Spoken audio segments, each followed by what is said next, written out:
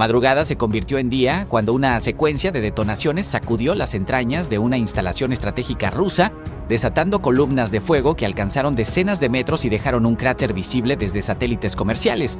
Fuentes ucranianas confirmaron que el ataque coordinado destruyó un depósito de municiones de primer nivel, uno de los más grandes en operación dentro del territorio controlado por Moscú, y las imágenes de satélite muestran daños estructurales que tardarán meses en repararse. El Kremlin, que durante horas guardó silencio, finalmente admitió un incidente de seguridad sin ofrecer cifras de bajas ni detalles sobre el alcance real del desastre. El objetivo no fue elegido al azar. Ubicado cerca de arterias logísticas que abastecen el frente sur y a escasa distancia de Kromov, el complejo almacenaba proyectiles de artillería, cohetes y, según analistas militares, posiblemente munición guiada de precisión destinada a operaciones ofensivas. Su destrucción representa un golpe severo a la capacidad de sostener presión sobre posiciones ucranianas en sectores clave, donde las fuerzas de Kiev han resistido embestidas durante semanas. La magnitud de las explosiones secundarias, registradas durante casi una hora, sugiere que las reservas eran considerables y que los sistemas de supresión contra incendios fallaron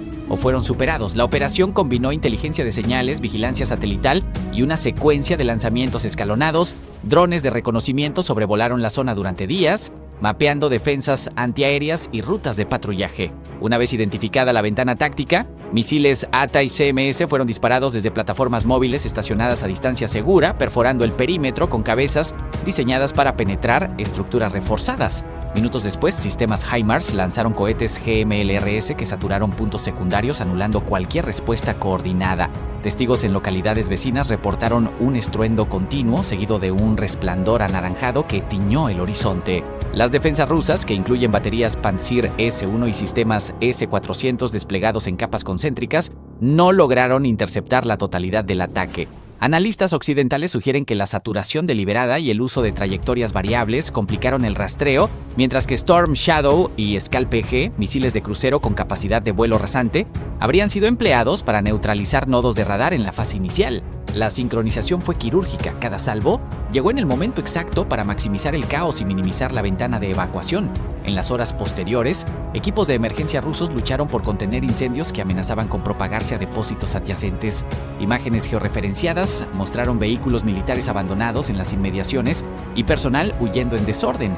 Blogueros militares afines al Kremlin reconocieron pérdidas materiales significativas y criticaron la concentración de recursos en un solo punto, una práctica que, según expertos, refleja limitaciones logísticas crecientes. Desde Kiev, autoridades evitaron reivindicar directamente el ataque, pero fuentes de inteligencia dejaron entrever que la cadena de suministro del enemigo enfrenta disrupciones sin precedentes. El impacto trasciende lo material. Para las tropas rusas en el frente, la destrucción de reservas estratégicas significa racionamiento de munición y retrasos en operaciones planificadas. Para Ucrania, el golpe refuerza la narrativa de que la guerra se decide tanto en la retaguardia como en las trincheras. Y para el Kremlin, la explosión es un recordatorio de que ningún activo está fuera del alcance de un adversario que ha aprendido a combinar tecnología occidental con audacia táctica.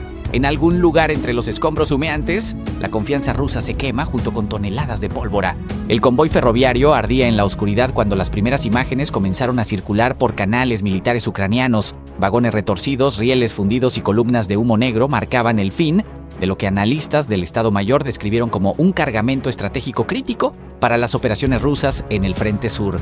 La operación, ejecutada con precisión milimétrica en las cercanías de Poloí, representó un golpe devastador para Moscú.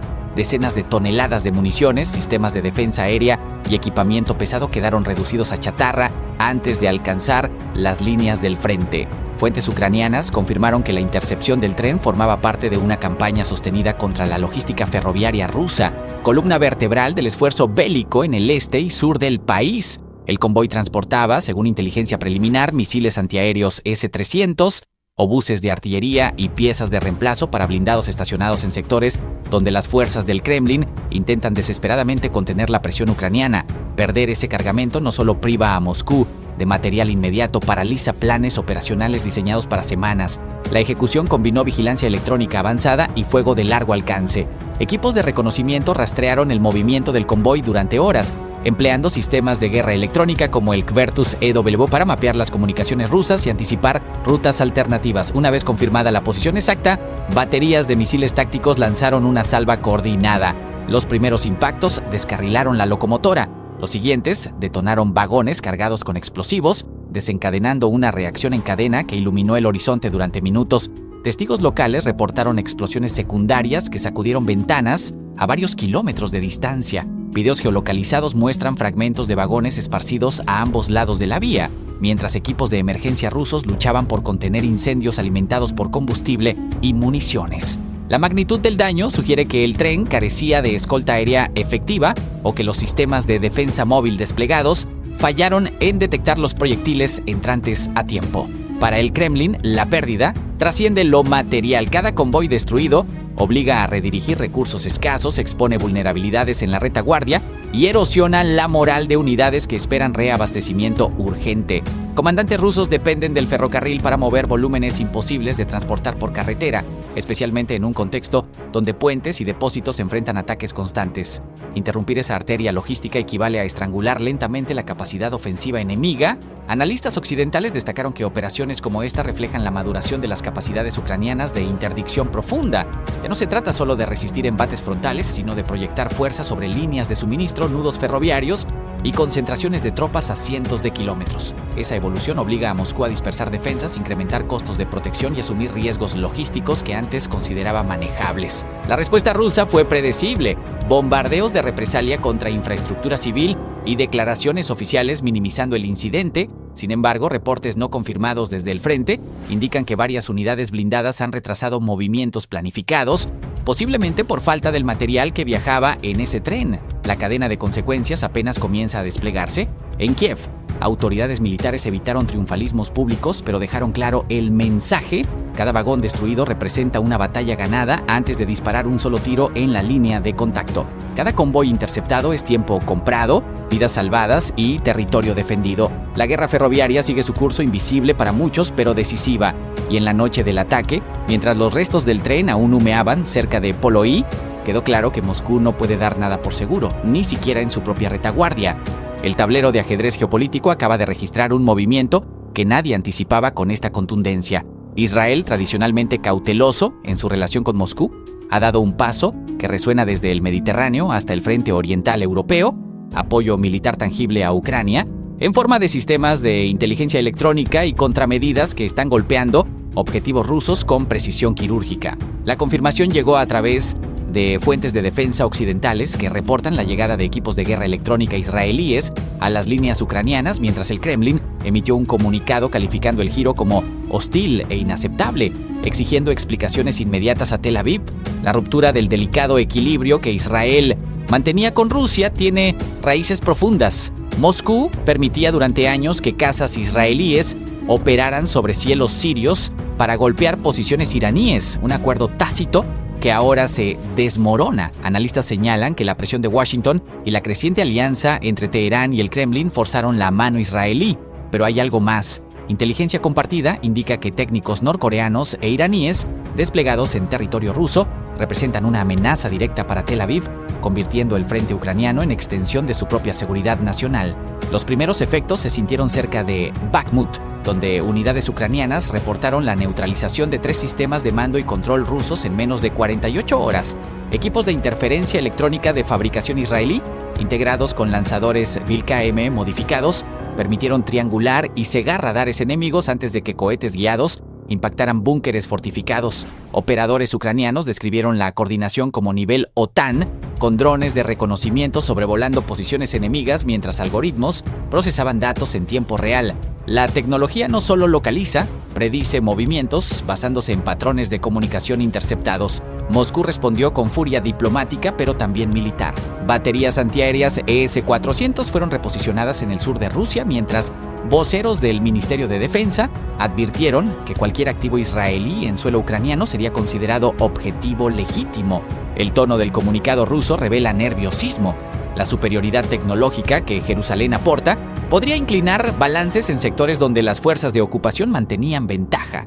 Comandantes en el terreno reportan incremento en señales encriptadas rusas, evidencia de que están ajustando protocolos ante la nueva amenaza electrónica. Washington observa con mezcla de satisfacción y cautela. Aunque la administración Trump ha insistido en distanciarse de compromisos directos en Ucrania, el involucramiento israelí diluye esa narrativa. Funcionarios estadounidenses bajo anonimato reconocen que el giro israelí facilita opciones sin comprometer tropas norteamericanas. Sin embargo, el riesgo de escalada es palpable. Irán ya amenazó con aumentar suministros a Rusia, incluyendo misiles balísticos de mayor alcance, en respuesta directa a la intervención israelí.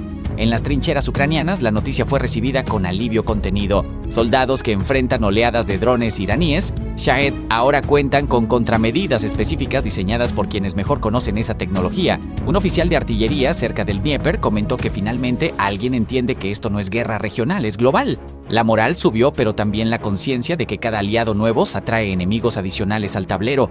El llamado urgente del Kremlin no es retórica vacía, es reconocimiento de que las reglas cambiaron. Cuando un estado acostumbrado a operar en las sombras elige la luz, las sombras mismas se reconfiguran y en este frente sin líneas claras, cada reconfiguración cobra precio en sangre y estrategia. La madrugada convirtió el cielo sobre Kadivka en un lienzo de fuego y metal retorcido, un depósito de municiones ruso, oculto bajo capas de camuflaje y vigilancia electrónica. En las afueras de esta ciudad del Oblast de Luhansk, desapareció en una cascada de explosiones secundarias que iluminaron el horizonte durante casi 20 minutos. El arsenal secreto, identificado por inteligencia ucraniana tras semanas de vigilancia satelital y operaciones de reconocimiento terrestre, albergaba cohetes, proyectiles de artillería y, según fuentes preliminares del Estado Mayor de Ucrania, componentes para sistemas de defensa aérea destinados a reforzar posiciones rusas en el frente oriental. Kadivka, rebautizada Stakhanov durante la era soviética y de vuelta a su nombre original tras la ocupación rusa de 2022, se ha transformado en un nodo logístico crítico para Moscú. Situada a menos de 50 kilómetros de la línea del frente, la ciudad funciona como arteria de suministro para brigadas blindadas y unidades de artillería desplegadas en Svatove y Kremina. Destruir este depósito no solo priva al adversario de munición inmediata, fractura una cadena de abastecimiento que se extiende desde las plantas industriales de Tuapse, en la costa del Mar Negro, hasta los polvorines dispersos en territorio ocupado. Cada tonelada de explosivos que no llega al frente es una operación rusa aplazada, un avance detenido, una línea defensiva debilitada. La operación combinó precisión tecnológica con audacia táctica.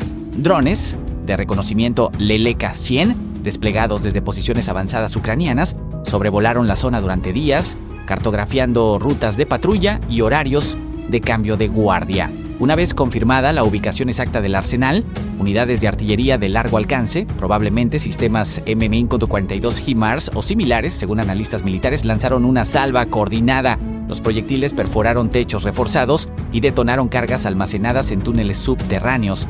Testigos locales, contactados a través de canales encriptados, reportaron que el estruendo se sintió hasta en Alchevsk, a más de 30 kilómetros de distancia. En paralelo, elementos mecanizados ucranianos, equipados con vehículos de combate Bradley M2A2 ODSSA, habrían asegurado flancos y rutas de exfiltración para equipos de observadores adelantados, garantizando que la inteligencia en tiempo real fluyera sin interrupción. Estos blindados, dotados de sistemas de visión nocturna avanzada y capacidad antitanque, se han convertido en columna vertebral de maniobras ofensivas en terreno disputado, donde cada metro de avance se negocia bajo fuego cruzado.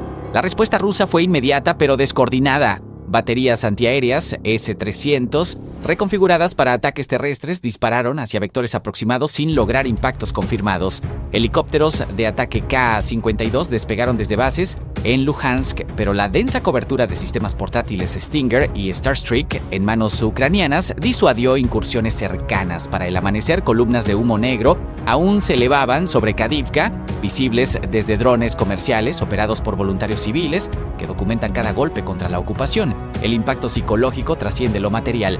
Moscú había invertido recursos considerables en proteger este arsenal, creyéndolo invisible bajo rutinas de contravigilancia y despliegues de guerra electrónica. Su destrucción expone vulnerabilidades en la red logística rusa y refuerza la narrativa ucraniana de que ningún activo enemigo, por profundo que se esconda, está fuera de alcance. En Kiev, el comando militar celebró el éxito sin revelar detalles operacionales, manteniendo la incertidumbre que paraliza la planificación adversaria. Para los habitantes de territorios ocupados, cada explosión es un recordatorio de que la guerra no ha terminado, que la resistencia persiste incluso en ciudades silenciadas por la ocupación. Y para Rusia, Kadivka es otra señal de que su retaguardia ya no es santuario, sino campo de batalla.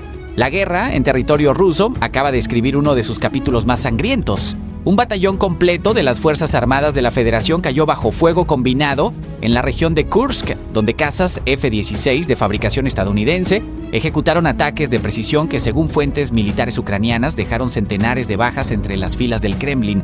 La operación marca un giro en la intensidad del apoyo occidental. Washington no solo entregó los aviones, sino que ahora parece haber liberado su uso ofensivo en suelo enemigo. El ataque se desarrolló en la madrugada cuando columnas blindadas rusas intentaban reagruparse cerca de localidades fronterizas bajo control disputado. Inteligencia ucraniana detectó concentraciones inusuales de personal y vehículos mediante drones de reconocimiento que sobrevolaban la zona desde posiciones avanzadas. La información fluyó hacia el comando aéreo, que desplegó al menos 2 F-16 equipados con munición guiada de alta precisión. Los cazas operaron desde altitudes medias, fuera del alcance de la artillería antiaérea portátil, mientras sistemas de defensa ucranianos, entre ellos baterías Iris-T SLM y NASAMS desplegadas en retaguardia, garantizaban cobertura contra posibles interceptores rusos. La secuencia fue devastadora. Primero, drones kamikazes saturaron las defensas móviles del batallón, destruyendo al menos 3 sistemas Pantsir que intentaban proteger la columna. Luego, los F-16 lanzaron bombas de planeo que impactaron directamente sobre vehículos de mando y posiciones de artillería. Testigos locales reportaron explosiones en cadena que iluminaron el horizonte durante minutos. Según analistas, la coordinación entre plataformas aéreas y terrestres refleja un salto cualitativo en la doctrina ucraniana, ahora capaz de replicar tácticas de la OTAN en escenarios de alta intensidad.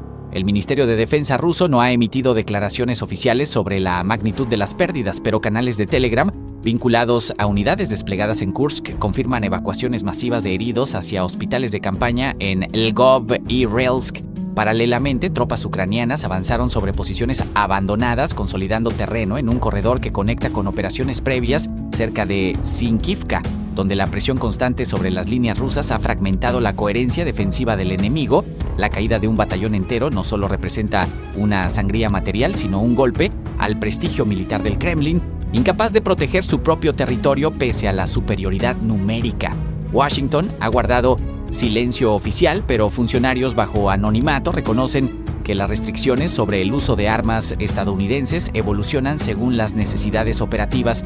La entrega de F-16 fue condicionada inicialmente a tareas defensivas, pero la escalada rusa en ciudades ucranianas parece haber disuelto esas barreras. Baterías Patriot PAC-3 desplegadas en puntos estratégicos del interior ucraniano refuerzan la burbuja antiaérea que permite a los cazas operar con mayor libertad. La combinación de tecnología occidental y audacia táctica ucraniana está redefiniendo el tablero. Moscú ya no puede asumir que su territorio es santuario. El impacto psicológico resuena más allá del frente. Para las tropas rusas, la posibilidad de ser alcanzadas en territorio propio por aviones que hasta hace meses eran inalcanzables erosiona la moral. Para Ucrania, cada operación exitosa en Kursk es propaganda viva. La guerra no es solo resistencia, sino capacidad de llevar el dolor al corazón del agresor. La ecuación estratégica se invierte cuando el defensor se convierte en cazador. La noche en Kursk dejó cráteres humeantes y un mensaje inequívoco. La paciencia de Occidente tiene límites y Ucrania ha aprendido a convertir esos límites en armas. La península coreana acaba de sacudir el tablero geopolítico con un movimiento que nadie anticipaba. Kim Jong-un, el líder norcoreano, conocido por su retórica incendiaria y su implacable control sobre el régimen de Pyongyang, ha dado un giro inesperado en su relación con Moscú. Fuentes diplomáticas regionales confirmaron que el mandatario norcoreano habría emitido directrices internas que limitan la cooperación militar con Rusia, justo cuando el Kremlin más necesita aliados en su conflicto prolongado. El puño de hierro que caracteriza su liderazgo ahora apunta hacia un socio que hasta hace poco parecía inquebrantable. El contexto es crucial. Durante meses, Corea del Norte ha sido señalada por inteligencia occidental como proveedora de municiones y sistemas de artillería a las fuerzas rusas desplegadas en territorio ucraniano, proyectiles de 122 milímetros, cohetes balísticos de corto alcance y hasta asesores técnicos habrían cruzado la frontera desde el puerto de Vladivostok hacia depósitos en la retaguardia rusa. Pero ahora, según cables diplomáticos filtrados desde Pekín, Kim habría ordenado una pausa estratégica en esos envíos, argumentando prioridades internas de defensa, ante lo que describe como amenazas crecientes desde Seúl y Washington. La jugada deja a Putin en una posición incómoda, perder un proveedor clave en medio de un desgaste logístico que ya ha obligado a Moscú a reactivar líneas de producción soviéticas. El impacto se siente a miles de kilómetros. En la región de Kharkov, donde las fuerzas ucranianas han consolidado posiciones alrededor de localidades como Balaklia, la artillería rusa mostró en semanas recientes una cadencia de fuego reducida según reportes de comandantes de brigada. Los análisis de cráteres y fragmentos recuperados en el terreno indicaban que hasta un tercio de los proyectiles disparados contra líneas defensivas provenían de arsenales norcoreanos. Ahora, con el grifo cerrado, las baterías rusas dependen más de reservas envejecidas y de una industria nacional incapaz de cubrir el ritmo de consumo. Esa escasez se traduce en oportunidades tácticas para Kiev: menos fuego de contrabatería, más ventanas para avances locales y reposicionamiento de unidades antitanque equipadas con sistemas como el Stugna-P, que ya han demostrado eficacia contra blindados en zonas boscosas del noreste. El movimiento de Kim no es gratuito. Analistas en Seúl sugieren que Pyongyang busca maximizar su poder de negociación ante Pekín, mostrando que puede actuar de forma autónoma y presionar a Moscú cuando le conviene. Otros apuntan a tensiones internas. La economía norcoreana, asfixiada por sanciones y bloqueos, necesita cada gramo de pólvora para su propio arsenal, especialmente tras las recientes pruebas de misiles intercontinentales que consumieron reservas estratégicas. Sea cual sea la razón, el efecto es inmediato. El Kremlin, que apostaba por consolidar un eje autoritario con Pyongyang y Teherán, ahora debe recalibrar su estrategia de abastecimiento y buscar alternativas en el mercado negro internacional, siempre más caro y menos confiable. Las consecuencias políticas resuenan más allá del frente. En Moscú, círculos cercanos al alto mando militar habrían expresado frustración en conversaciones privadas, según fuentes de inteligencia europea. La narrativa oficial rusa, que presenta el conflicto como una guerra de resistencia ante la OTAN, se ve debilitada cuando hasta los aliados más radicales empiezan a calcular costos y beneficios. En Washington y Bruselas, el giro norcoreano se interpreta como una fisura en el bloque revisionista, una señal de que incluso las autocracias más cerradas priorizan su supervivencia sobre la lealtad ideológica. Ucrania, mientras tanto, celebra cada grieta en la cadena de suministro enemiga. Cada día sin proyectiles norcoreanos es un día más de presión sobre las líneas logísticas rusas, un día más cerca de equilibrar la balanza en un conflicto que ya lleva demasiadas temporadas de sangre y acero. El frente permanece en tensión, pero el tablero geopolítico acaba de perder una pieza que Moscú creía asegurada, y en esa incertidumbre, Kiev encuentra un respiro inesperado.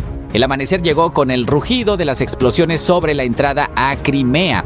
12 baterías S-300, el escudo antiaéreo que Rusia había desplegado para proteger su bastión peninsular, quedaron reducidas a chatarra humeante en una operación que representa el golpe más severo contra las defensas rusas en la zona desde el inicio del conflicto. La fortaleza que Moscú creía inexpugnable acaba de mostrar sus grietas más profundas. La operación, ejecutada en las primeras horas de la madrugada, según fuentes ucranianas, apuntó directamente al corredor norte de Crimea, donde las fuerzas rusas habían concentrado sus sistemas de defensa aérea más avanzados. Las baterías S-300, capaces de interceptar objetivos a más de 100 kilómetros de distancia, formaban el núcleo de una red defensiva diseñada para crear una burbuja impenetrable sobre la península anexada. Esa burbuja acaba de explotar. Los primeros impactos resonaron cerca de posiciones fortificadas que conectan el territorio ocupado con el istmo. Testigos reportaron detonaciones en cadena que iluminaron el cielo nocturno, seguidas por columnas de humo negro que se elevaron hasta perderse en la oscuridad. La sincronización fue quirúrgica. Drones de reconocimiento saturaron las frecuencias de radar, mientras oleadas de misiles de largo alcance convergían sobre objetivos previamente identificados. Cada batería, valorada en decenas de millones de dólares, representa años de inversión militar y entrenamiento especializado. La elección de los blancos no fue casual. Eliminar sistemas S-300 en la entrada a Crimea equivale a arrancarle los ojos a un gigante. Sin esa cobertura, aeronaves ucranianas y misiles de crucero pueden operar con mayor libertad sobre rutas que antes eran zonas de exclusión aérea. Más importante aún, la península queda expuesta a futuros ataques contra infraestructura crítica, depósitos de municiones y centros de mando que hasta ahora se consideraban intocables. Fuentes del lado ucraniano sugieren que la operación involucró una combinación de sistemas HIMARS, MLRS, GMLRs y misiles Storm Shadow modificados para evadir radares de baja frecuencia. La táctica empleada refleja meses de inteligencia acumulada, mapeo de patrones de rotación, identificación de ventanas de vulnerabilidad y explotación de puntos ciegos en la red de sensores rusos. En Nadia, localidad cercana al teatro de operaciones, pobladores reportaron actividad aérea inusual horas antes del ataque, un detalle que refuerza la coordinación entre reconocimiento terrestre y capacidad de fuego remota. La respuesta rusa fue caótica. Unidades antiaéreas secundarias activaron sus sistemas en modo pánico, disparando contra sombras mientras las verdaderas amenazas ya habían cumplido su misión. Videos verificados muestran al menos 3 sitios en llamas con vehículos de transporte y radares de búsqueda convertidos en escombros retorcidos. Personal militar evacuó las zonas afectadas bajo el estruendo de municiones cocinándose por el calor residual. El impacto psicológico es tan devastador como el material. Durante meses, Moscú había vendido a su población la narrativa de que Crimea era inviolable, un territorio recuperado y defendido con tecnología de punta. Ahora esa narrativa se desmorona entre los restos de equipos que se suponían invencibles. Para las tripulaciones rusas estacionadas en la península, el mensaje es claro: ningún refugio es seguro. En términos estratégicos, la pérdida de 12 baterías S-300 obliga al mando ruso a redistribuir recursos ya estirados. Cada sistema desplazado para cubrir el vacío deja otro sector vulnerable. Es el dilema del tablero de ajedrez bajo presión. Tapar un agujero significa abrir otro. La noche cayó sobre Crimea con un silencio distinto, interrumpido solo por el crepitar de los incendios que aún no se apagan. Donde antes había certeza, ahora crece la sombra de lo inesperado. El cielo nocturno sobre la región de Briansk se iluminó con un resplandor anaranjado que pudo verse a kilómetros de distancia. Una fábrica dedicada a la producción de municiones de artillería y bombas aéreas no guiadas estalló en una cadena de explosiones que convirtió el complejo industrial en un infierno de llamas y humo denso. Los videos que circularon en redes sociales mostraban columnas de fuego ascendiendo hacia la oscuridad mientras las detonaciones secundarias sacudían estructuras vecinas. Residentes de localidades cercanas reportaron temblores en sus hogares y ventanas quebradas por la onda expansiva. Lo que debió ser un turno de producción rutinario se transformó en una crisis que expuso la vulnerabilidad de la infraestructura militar rusa en territorio propio.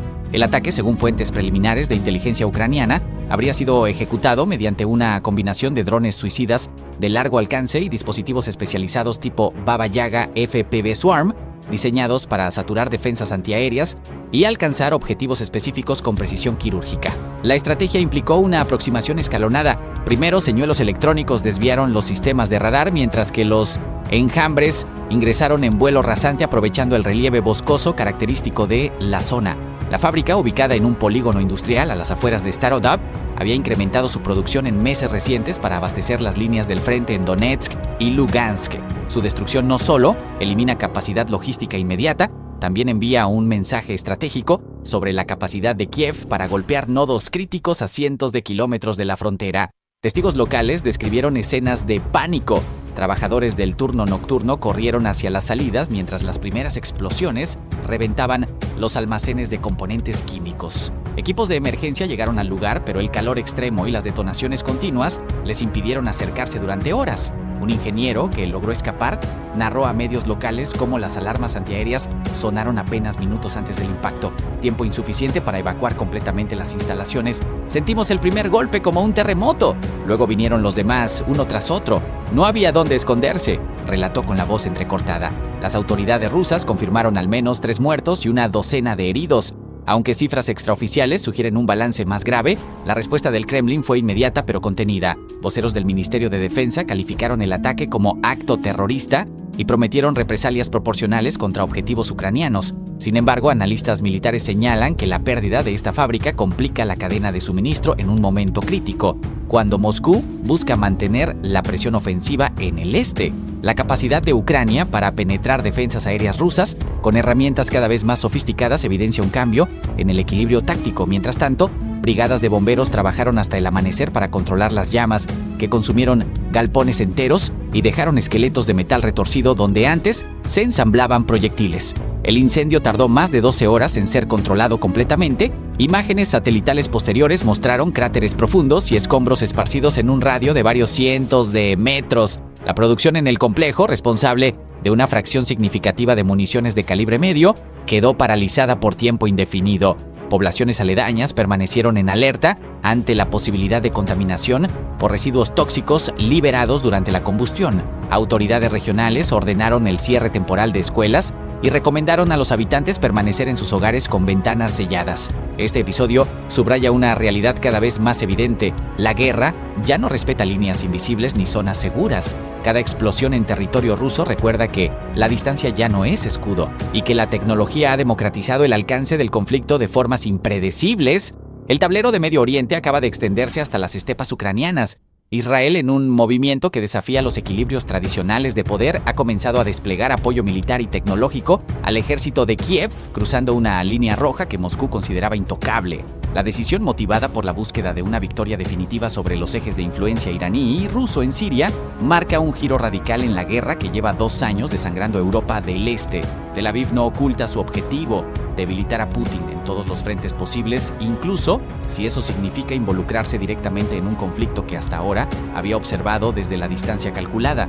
Fuentes de inteligencia occidentales reportan que equipos israelíes de guerra electrónica han arribado a zonas de retaguardia ucraniana, incluyendo sectores próximos a Kamiansk, en la Oblast de Zaporizhia, donde asesoran en la neutralización de sistemas de mando rusos. La transferencia incluye drones de reconocimiento tipo Skylark, sistemas antimisiles portátiles y tecnología de contramedidas electrónicas que ya demostró su eficacia en Gaza y el sur del Líbano. El Kremlin reaccionó con furia contenida. Un portavoz del Ministerio de Defensa advirtió que cualquier presencia militar israelí en suelo ucraniano será considerada participación directa en hostilidades contra Rusia, sin detallar las consecuencias. Analistas en Moscú interpretan el movimiento como una traición calculada, dado que Israel y Rusia mantuvieron durante años una coordinación táctica en Siria para evitar choques accidentales. La primera evidencia tangible del apoyo llegó en forma de ataques de precisión contra depósitos logísticos rusos en la región de Lugansk. Proyectiles guiados impactaron almacenes de municiones con exactitud milimétrica, generando explosiones secundarias que iluminaron el horizonte nocturno durante horas. Aunque Kiev no confirmó el origen de la tecnología empleada, observadores militares identificaron patrones de ataque consistentes con munición israelí de guiado láser. Las unidades ucranianas en el frente oriental reportan además la llegada de equipos de visión nocturna avanzada y sistemas de comunicación encriptada, herramientas que comenzaron a nivelar la ventaja rusa en guerra nocturna. El precio político de esta alianza emergente es incierto, pero potencialmente